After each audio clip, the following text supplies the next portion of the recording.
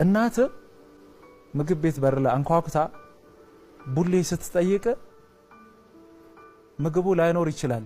የሚሰጣቸው ምላሽ ደግሞ እጅጉን በጣም ያሳዝናቸዋል፣ ልብ ይሰብራል በጣም። ከዚህም የተነሳ እኔ አሁን አንዳንድ ጊዜ እናቶችን ከጎዳና ላይ አንስቼ ሆቴል ልጃቸው ሲገባ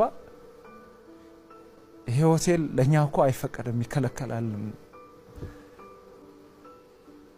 ማለት እንዴ ምግብ ቤት ይዛቸው ስትገባ አያምኑም፣ አይቀበሉኝም። እኔ ገና ድጋሚ አስረዳቸዋለሁ። ያ ማለት መጀመሪያ ሲሄዱ የተባረሩበት ቤት ስለሆነ መጀመሪያ ሲሄዱ ከኋላ በኩል የሆነች ሮቶ አካባቢ ለሰ